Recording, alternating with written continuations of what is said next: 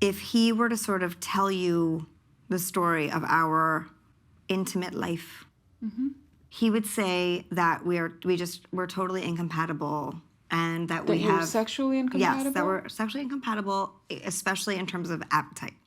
Mm-hmm. And what's the incompatibility? Well, like, I never want it, he always wants it. I view sex in a lot of ways. I see it like eating and like sleeping. I have to do it every day.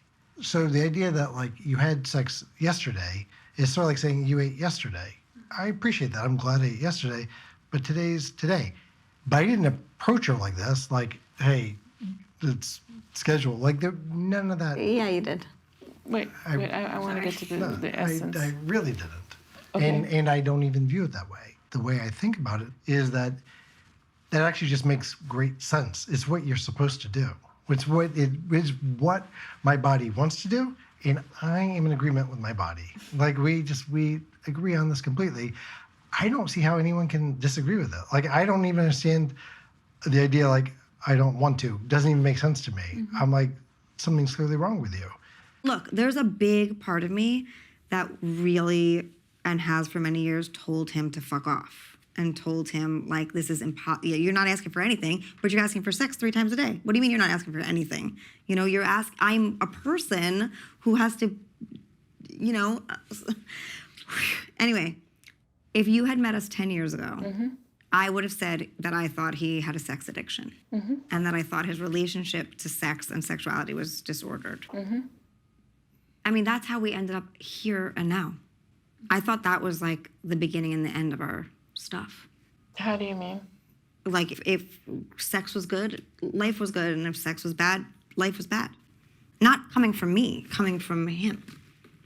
You don't want to be okay with not doing it. That is not a sign of health. That's a sign of something else.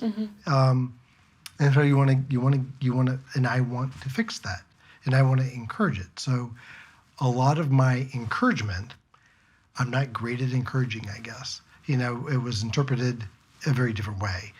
But as pressure? I think certainly easily as pressure, but also it could maybe even like even more than pressure, could be almost viewed negatively. And you often misinterpreted gestures as manipulation, as a sexual manipulation? That's Definitely. What would happen? Yes. Pressure felt like pressure, I couldn't see it as anything else. When we sort of came to blows a couple of years ago. Around the birthday thing? Yeah. I was just like, I don't want to be fucking held responsible for this anymore. Like, I don't think it's fair to him at all. And there was a lot of years where I defended myself and I defended my position, and I accused him of all kinds of behavior from a very defensive place. And I do now really believe his intentions. I think you wanted to love me up all the time and be loved by me, and I downright couldn't. The other piece that really belongs here is that, like, my attraction to Annie was like biblical. I mean, it was unreal. I had a lot of relationships before you, and when I saw her, like, the world stopped. Like, everything stopped, and I was like, oh shit. Like, here's, like, you know, it's like, there's the one. That is the one. And this is gonna sound terrible. I know. But it's like, I wanna fuck that for the rest of my life. Do you know what you saw? Yeah, I mean, like, she had, and still has, like this incredible emotional attachment to life. Like, just this, like, the way she interacts with the world I don't do it that way. I don't see it that way. And I get to experience it. Capacity to emotionally attach. Oh yeah, to emotionally attach, but it's almost like she's, you know, she's just plugged in on a different wavelength that's inaccessible to me. It seemed beautiful, and it seemed something I didn't exactly know was possible. We're very different. I feel like I'm forcing everything. Now I'm holding back the tide waters. She looks like she's walking on top of it. I go through phases where I'm just like, I don't want to have sex. I'm like not interested. I can be persuaded, but like, I don't know. And then I go through phases where I'm like, oh my God, I can't get sex off my mind. Please, Lord, give me sex right now. There's been a lot of that lately. And A lot of me being like, oh my God, like revved up. And Lauren being like, yeah, sure, let's do it. Where I'm like, you're not into this. I'm just not feeling just very sexual right now. Sarah has been in a period of like extreme, like wanting to have sex, and she'll say, I'd like to have sex this evening. I say, great, like I'm in. Like I'll absolutely have sex. Like I might not be wanting like in that moment to have sex, but the fact that she wants to have sex, like, yeah, I can certainly be into that. And then nothing will happen. And then I feel like I continually get blamed. And what's your wish? That she would like want to have sex, or like at least bring That it you up. would want, or that you would initiate? I guess initiate, because I feel like I'm always initiating. Lauren really hardly ever. I mean, I don't, like percentage-wise, maybe 30%? Does that feel fair? What do you Initiates? Yeah, I'd say that's generous. I would say it's generous too, but I was trying to be kind. No, Okay. that's very generous. So you initiate more, and that bothers you? I think I want to feel wanted. Part of it is most likely tied to, I had my surgery, my bottom surgery, 6 months into our relationship. There's a complication that I have that makes, it's incredibly painful. Yeah. It kind of like shuts me down pretty good. Which is fine. We've like worked around that. But it was Right, and it's not uncommon, right? No, yeah, I have a stricture, which is, yeah, just feels like jagged glass. And I have a lot of shame around it. What's the shame? Help me understand, get there. I feel like I did something wrong. I think she feels like it's her fault that her vagina causes her pain. Is that it? I feel kind of incomplete and kind of,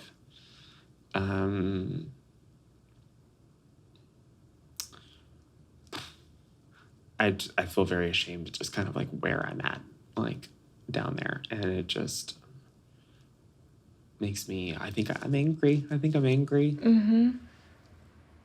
Still, I feel like the shame is, there's something hidden in that. Like, what is this shame about? Like something is getting passed around through the shame. We left on an interesting note last week. The last week has been like not so great. Agreed. Really didn't talk to each other much for 7 days. Okay. In the last week, I feel more further away from her. But what's going on in your mind? Just feel fed up and frustrated, and that I don't want to do this anymore. So I just feel like we're kind of having like a reawakening on who we are as individuals, and they may not align as far as a relationship, a marriage is concerned. And like, I know it's supposed to be like I'm supposed to take responsibility for the things that I'm doing wrong, but like my thing is like it's her. I just feel like she's never happy. Like it's always something with her.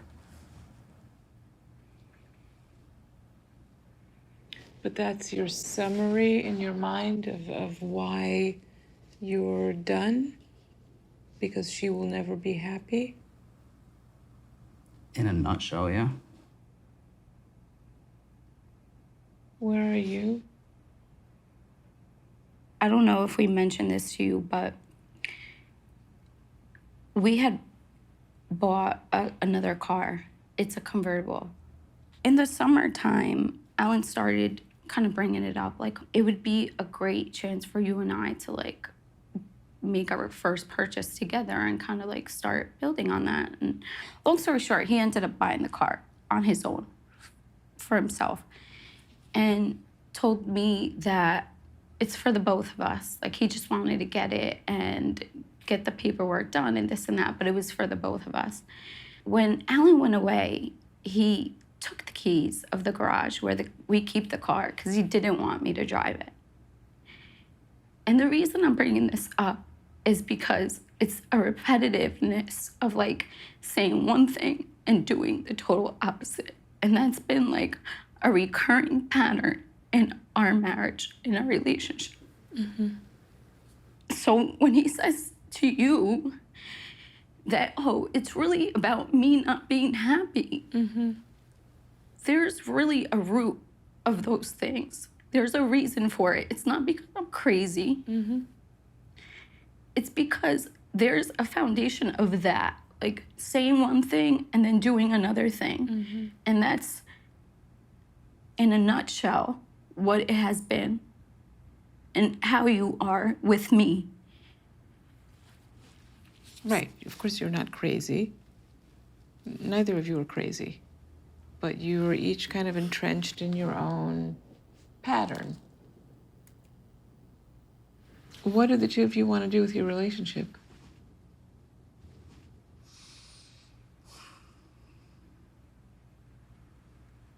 We know we're growing apart, mm-hmm. and like this was like a last effort mm-hmm. to try to figure things out. And mm-hmm. I just feel like maybe the more layers we pull back, the more I realize, like, it's just I don't even feel like I have the want to mm-hmm. pursue that anymore. Yeah. It's a difficult moment of truth. Yeah. That you're both expressing.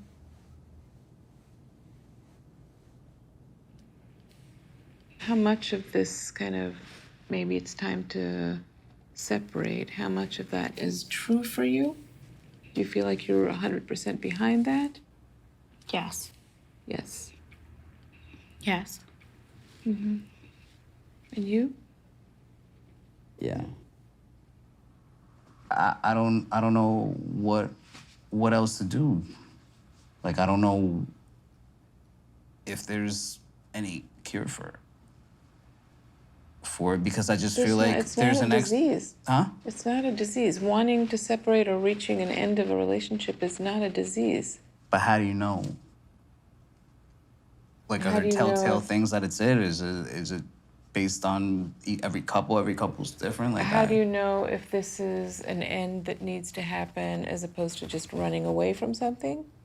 Is that what you're asking? I think he's asking, how do you know this, like, whether these are signs of it being the end kind of thing? Like, is there any, like, textbook signs that we're showing, like, yeah, maybe they should probably, like, throw in the towel? You're asking me, do you look like a couple that's reached an end? Or from what we've communicated to you, like, or do you just feel like we just stopped trying and we're not even trying anymore? I'd have to spend a lot more time with you to really answer that fully, but it takes, first of all, a lot of love and want to change, and you also have to want it enough that you'd be willing to change something in yourself, something fundamental. And that's a very difficult thing to do. You have to really want the relationship and love your partner in a way that moves you to transcend yourself.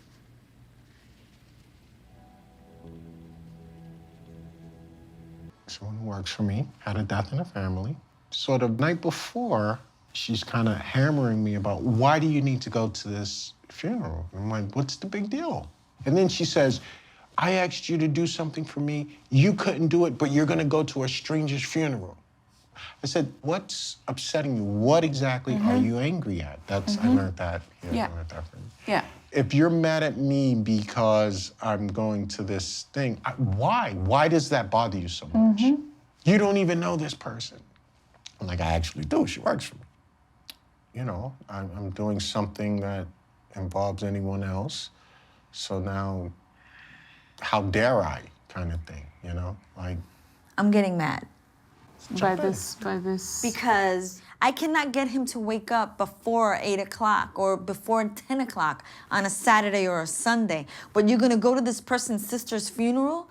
Why? A lot of people die in people's mothers, sisters, cousins, brothers, uncles die at his job. So I need to know who this person is, what the importance of this person is that made you get up. I want to try to cut to the chase. The moment you're going like, why aren't you? You're already back in the same trap. Okay. But you start off just from where you are. When you make this kind of decision to wake up Saturday morning and go to this funeral, this is what it brings up for me. It makes me feel like everyone else has a level of priority in his life that I don't. Okay.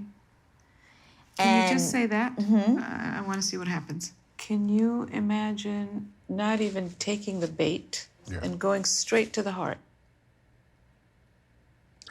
yeah. But what would happen if Deshaun said, you know, you're the most important person in my life. I love you. I'm sorry you feel this way. It sucks to feel this way. It'd be nice to hear, but it goes back to what I said before. You know, you can't punch somebody in the face and then tell them you love them. Who do I believe? What's the punch? The punch in the face? Like literally, you can't punch somebody in the But face. what is the analogy? What's the the analogy is you can't do two different. But what was the punch? The punch is you doing exactly what you're sorry about. Yet, Meaning going to the funeral? or making those kinds of decisions. Wait, Elaine. Making me feel that way. He's not making you feel this way. He's not making you feel this way. He's deciding to do something that he thinks is important. Yeah. That is not that is not the equivalent of punching you in the face. Perhaps the analogy is a little rough, But but it's not only a little rough, it gives you a direct clue as to where these feelings come from. that's interesting. Right? You've described a relationship in which, I mean, the father of your son was that man. That's interesting. So here's my thing. If she says, you know, I would like for you to do things with me on a Saturday morning, and I'm like, I'd rather sleep in, right? All the time. Go on. All the time. And something comes up on a Saturday that would require me to have to get up and go.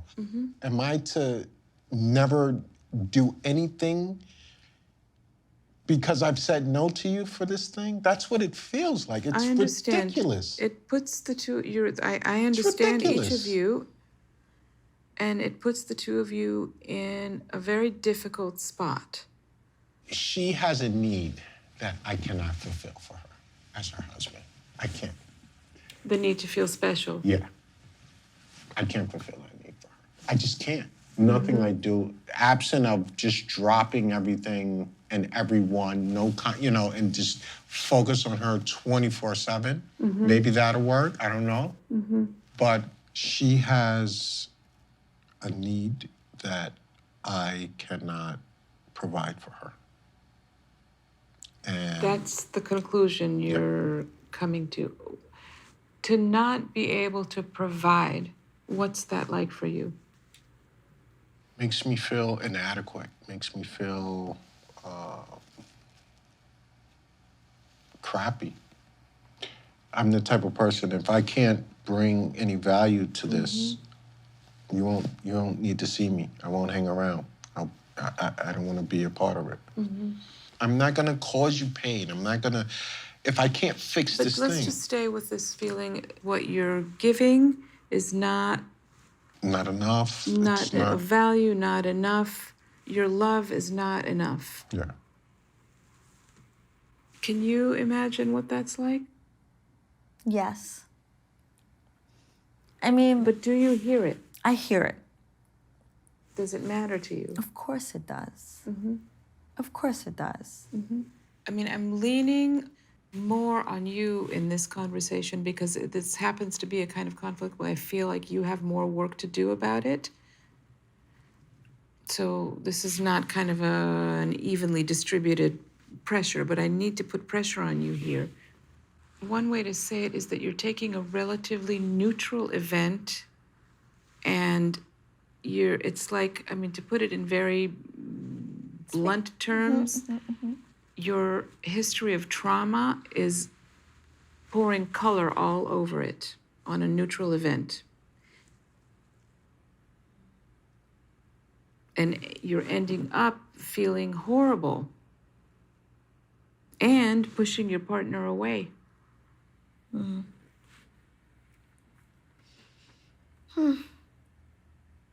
Now, I'm saying this aware of the fact that your suffering in this kind of moment is real. You really feel like, oh my God, he'll do anything for anyone else and not for me. There I am, nobody cares, I'm not important, I'm alone. I understand that that's your real experience. But I can also see how this is a kind of moment where it's like your unconscious is just pouring a pile of paint on a neutral canvas. Well, I don't know how to not paint.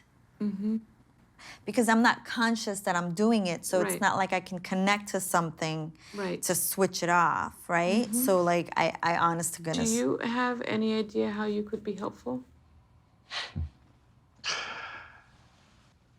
Do I have any idea? No.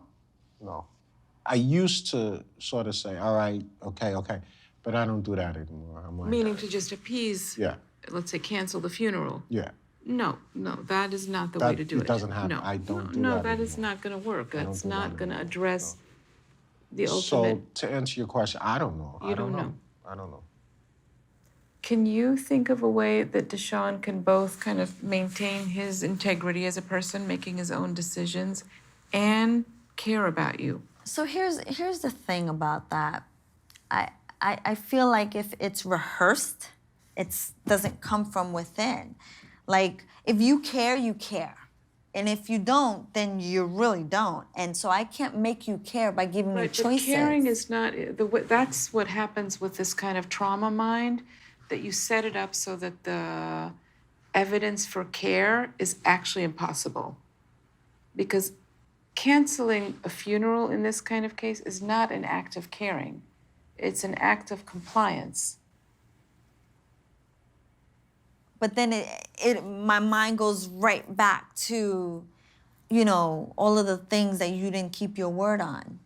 It's almost like I have a VHS tape and I can rewind every instance of that. And the VHS tape is designed to reinforce the feeling that you do not matter. That's tape. That's interesting. That tape is your That's enemy. interesting. That tape is your prison. That's history grabbing onto you and not letting you live your current life. You're such a fierce lioness and you're forward, but history is catching up with you. Nah, I won't let it. Nah, I won't let it.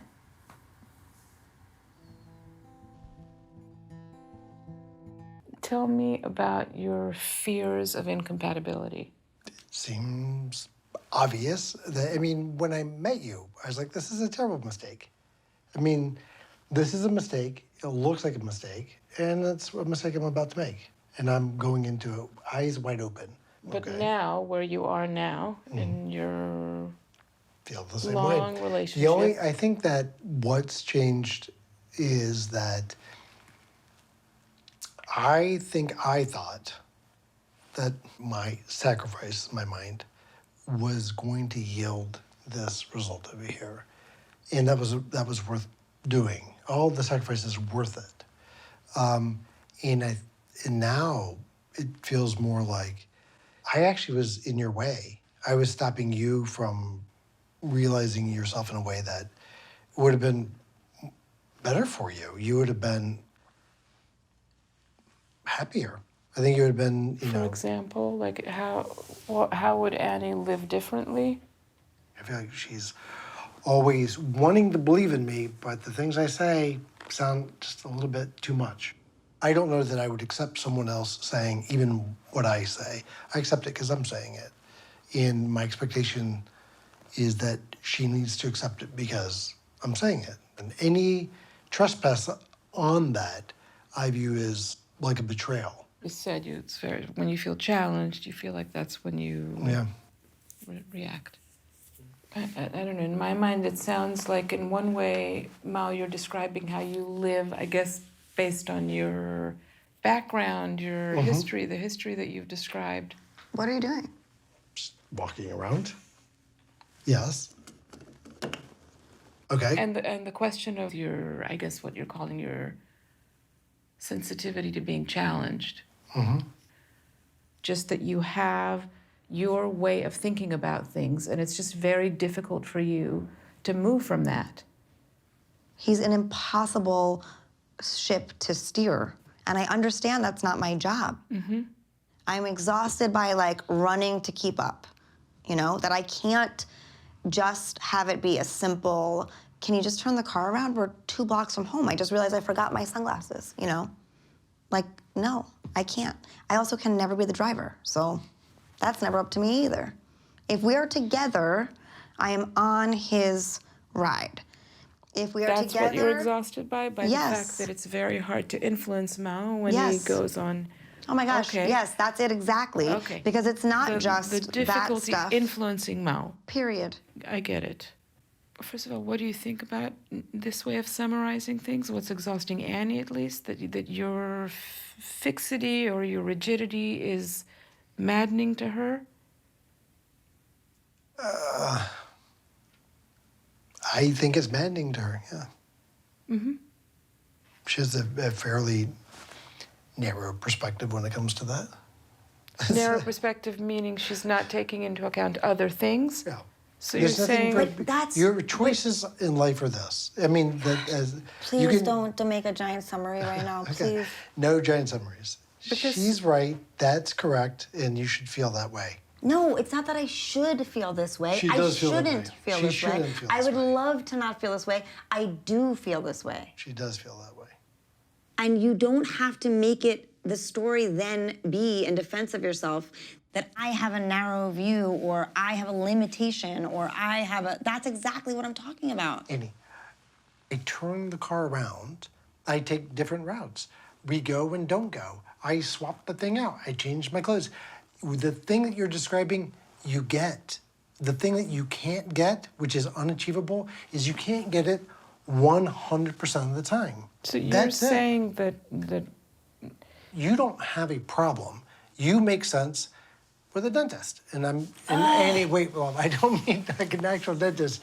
I mean, there's a less challenging relationship out there that you don't have to fight so hard. Like the dude's always turning around and eating chocolate cake with cinnamon. I don't know what he is, but it's not a problem, right? So that goes back to my point of like, what's left?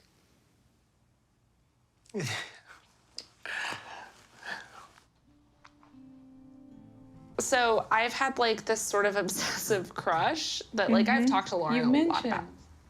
I kind of like put a feeler out for this crush, and he like didn't take the bait, and then I was like a little dejected.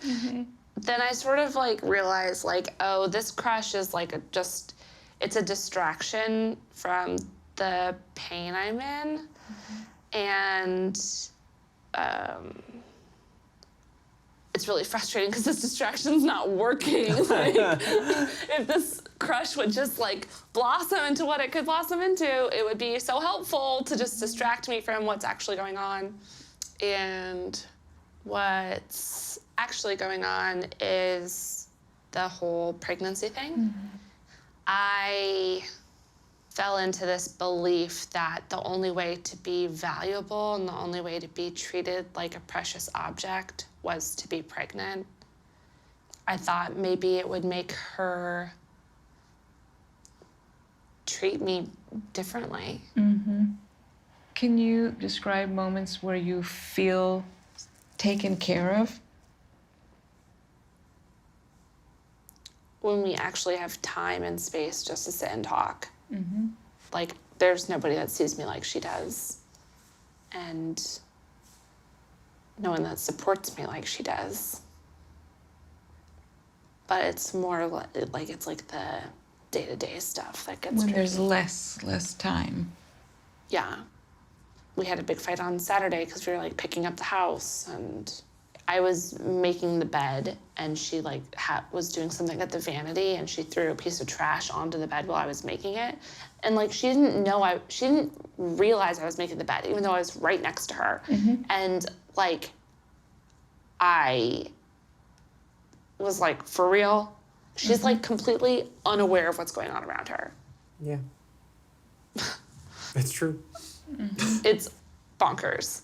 I am like taking care of myself. I'm also taking care of Sarah. Like I'll normally make the coffee and like that, like in that argument, she said in a tone that somehow that just set me off. Because it sets me off in a very defensive way, and I don't react well to it. You said last week that you would like to figure out a way to become less defensive. Yeah. I go down a rabbit hole with it. Like I start feeling like she's looking at me as if I'm a bad partner, and then I'm just. I know that's what I'm saying. Like this is the problem. Wait. Yeah, and I mean that's. She's looking at me as if I'm a bad partner. Keep Yeah. going. And while she's cleaning up, I'm just kicking at my feet and fucking around, and that really sucks. Do you always go to the same place? I think so. So what is that place? How do you think you are in that moment? Who Sarah's viewing you like That she's fed up. that she's fed up with you because you're Not what she wants me to be. like, what do you think that's what's in that for you? I mean, I think a lot of it stems from my ex-wife. How? I feel like I tried really hard to be a good partner. You tried what? I mean, I tried to be what she wanted me to be. Which is I mean, for her, it was a man. And I truly tried to do that. I tried everything I could for a long time.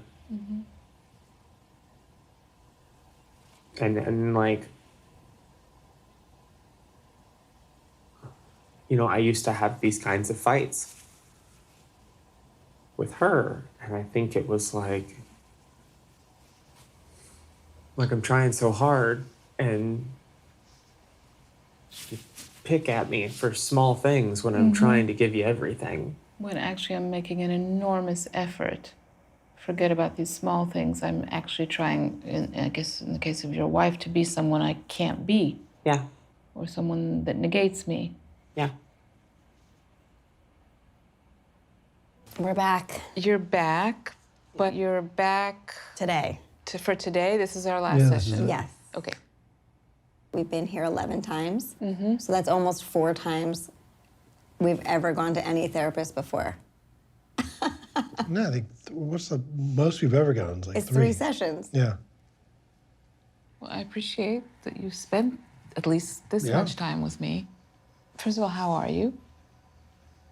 Mixed, right?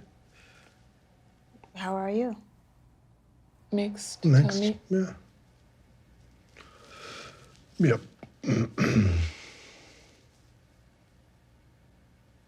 Can you tell me? Our life is so good.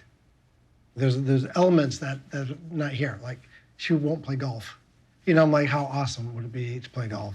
But it's never happening, right? And I let go of it 20 years ago. I let go of it, and there's a bunch of things like that. Mm-hmm.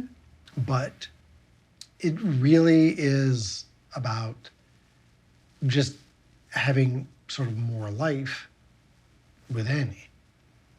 More Right. life with Annie. And then, so then when you look at that, I'm like, I mean, you can always find something to complain about.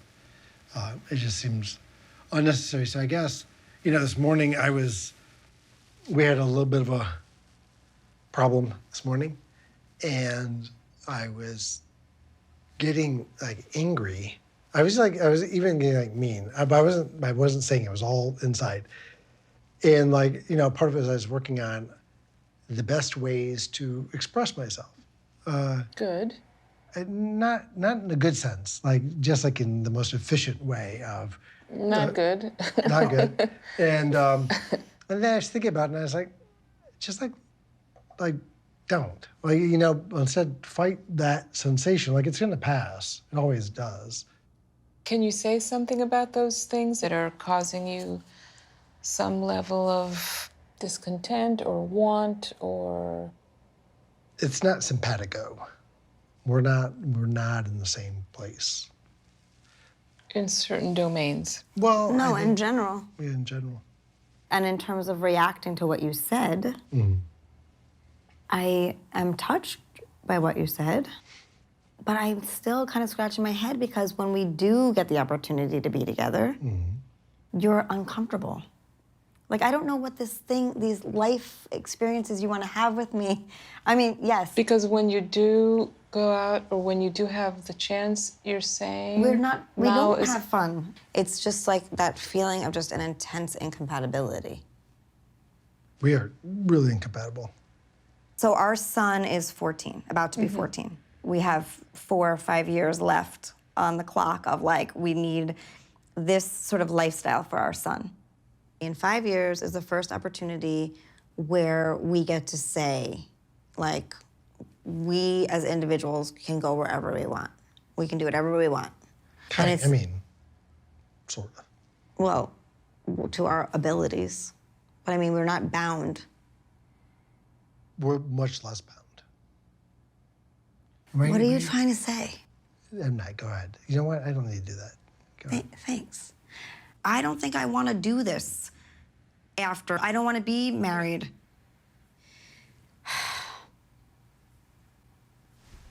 Yes, I can see how we can be more peaceful. I can see how we can be less entangled. But I don't see how we're going to be any more compatible. I mean, you can close the door on yourself for hours, and I'm bored.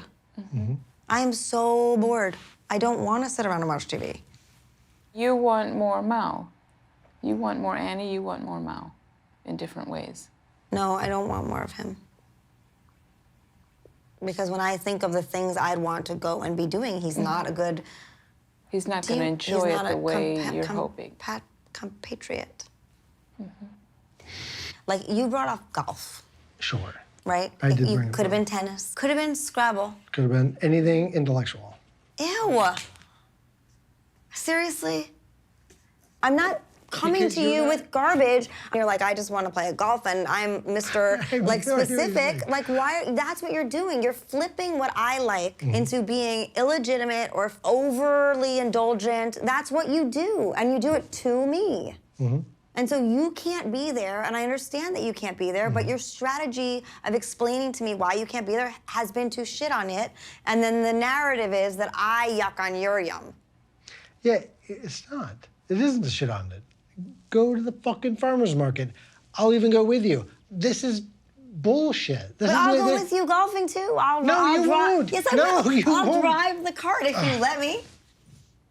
But you, Annie, you're fucking delusional. It's this endless, like, scorekeeping that you do that is, I don't feel bad for myself. That's not who you misunderstand. But why do you think Annie's doing the scorekeeping? Well, What do you think the motivation is? That is Superficial not, motivation. that's not deeply motivated. It's a function of confusion. That's, okay?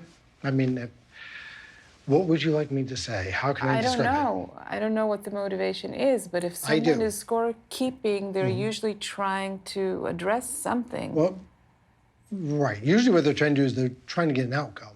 What's the ultimate goal that Well, Annie has with you? I mean, for a long time, you know, she's needed me to be the bad guy because then that resolves the issue. Turns out I'm not. So then she needs it to be this incompatibility, which actually does exist, but the way that you're focusing on it, I think, fails to address the problem. But what do you think the problem is? Well, Fails to address the problem. Go ahead. Okay. The problem is she doesn't like me that much. She wants to be in a different relationship. She doesn't want to be in this relationship.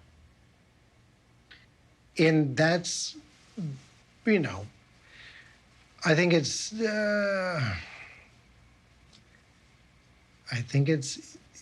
you know, I think that's what you want. And I think it would be like you survived something and you got to somewhere else. And instead of being sort of like honest, I think you're trying to concoct this background and this conflict and these things, and you'd be way better off going, you know what? No, you're not a bad guy, and you're actually like a good guy. No problem. I want something else, and then then you can figure out how to make that happen. I don't think, see, I thought that that's what I said. I said, I want out. What do you think about what Annie's saying? I mean, I think that she's gonna get what she wants. But when you say, I want more life with you, I'm left wondering what that life looks like. If it looks like what it is, I don't want it. We've run out of time. Oh. We're out of time in every way. We can be better to each other. And I don't think you're a bad guy, and I don't think you're a bad husband. I think you're a great husband. I'm the best. You're the best husband. And I do love you. But you're right, I don't like you. I don't like how you treat me.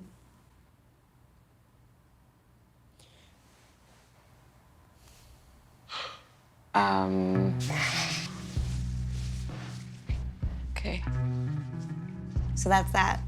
that's that. Okay.